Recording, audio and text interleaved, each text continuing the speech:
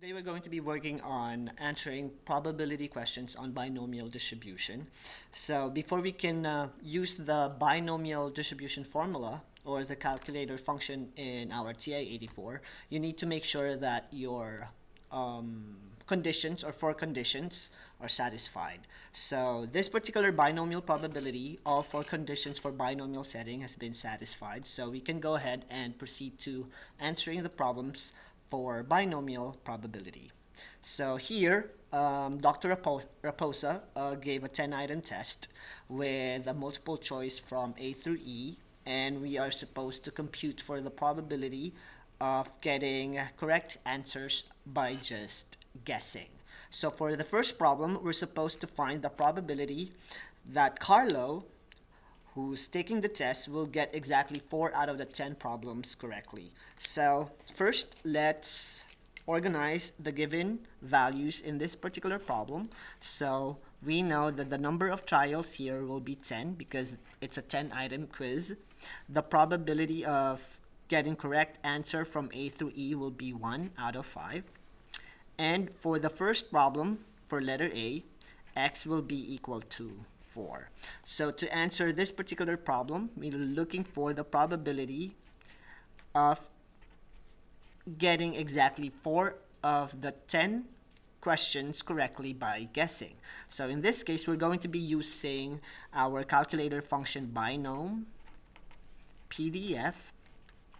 and it will ask us for 3 values, which is the n, the p, and the x. So this is how easy computing for the probability is using TI-84 as opposed to using the formula for the binomial distribution, which is ncx times p to the x times q to the n minus x, where q is the complement of p, or the probability of success. So we're not going to use this, but we're going to use this instead.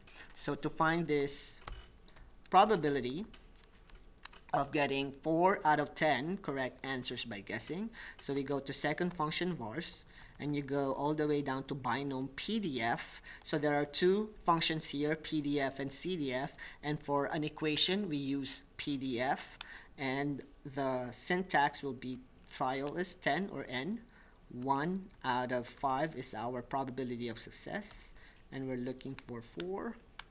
So the answer is 0.0880.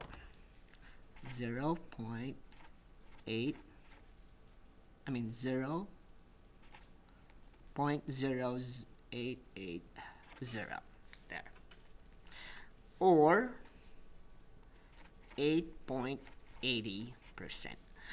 So the probability that you will get exactly 4 of the 10-item test correctly is about 9% based on this probability. So this is how we answer problem letter A.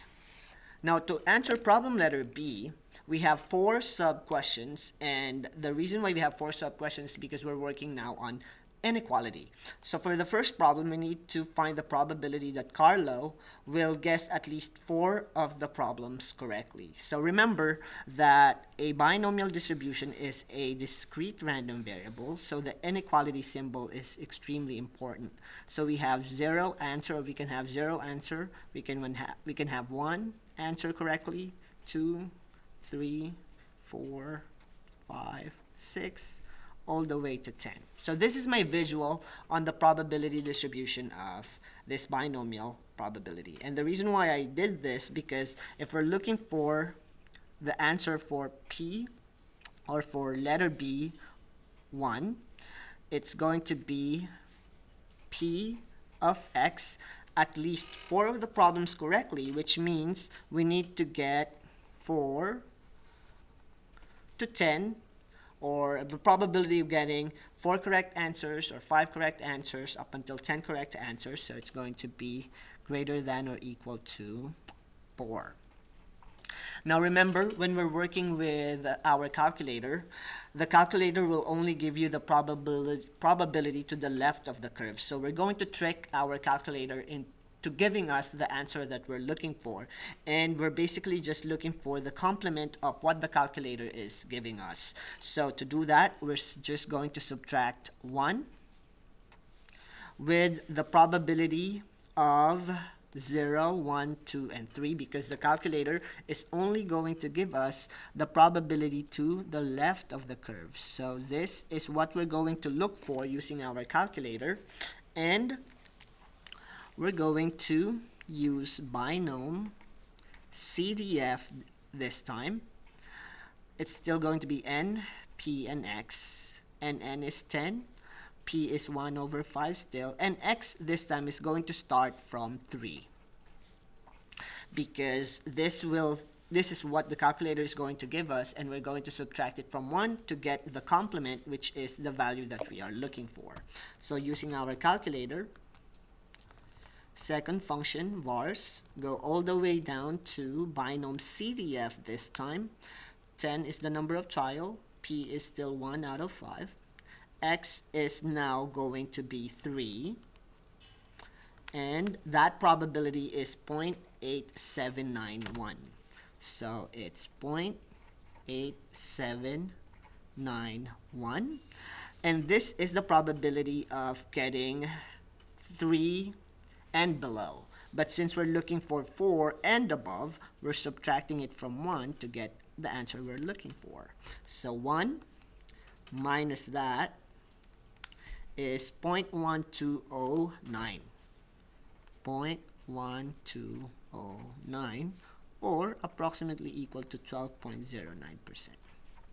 So the probability that we are going to get at least 4 of the problems correctly by guessing is 12.09. And this is what we're going to be using as our visual in finding the other 3 probabilities that we're solving. So let's go ahead and answer problem number 2. And for B2, the probability that we're looking is the probability of guessing more than 2 or more than 4 of the problems correctly. So it's going to be x more than 4. So in our visual, if this is 4, we're going to go with 5 and above.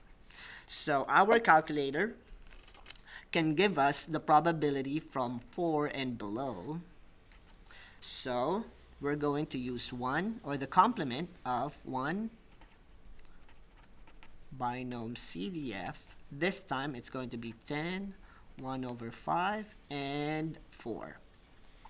And we're going to get the complement of that to get the answer that we're looking for.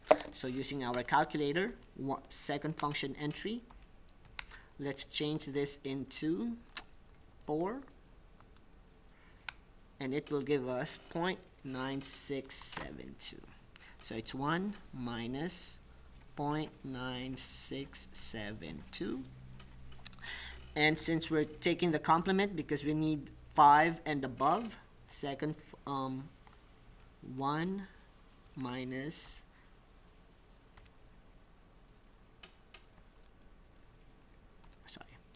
1 minus answer is 0.032, 0.0328, or about 3.28%. So that's the probability that we will get more than 4 of the items correctly.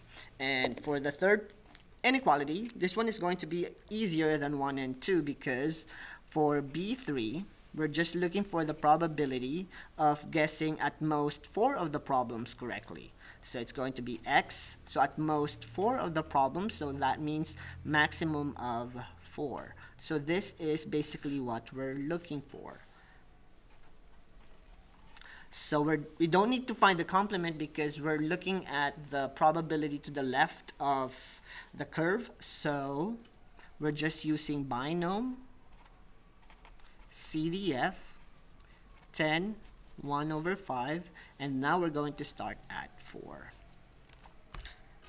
So second vars binom CDF, and this time I'm going to start at 4 because we're looking for 4 and below, and it's equal to 0.9672. So the probability is higher, obviously, because this is the probability of getting 0 out of the 10 correctly, or 1 out of the 10 correctly, or up until 4 of the items correctly by guessing. And for the last problem, we're looking for the probability of x less than 4. So that means if this is our distribution, we're going to start at 3 and below. So in our calculator, it will be Binompdf 10, 1/5, and you'll start at 3. So let's compute for that using our calculator. Second entry. Let's just change this to 3. And it's 0.8791. 0.8791, which is approximately equal to 88%. So this is how we use our TI-84 in computing for binomial probability.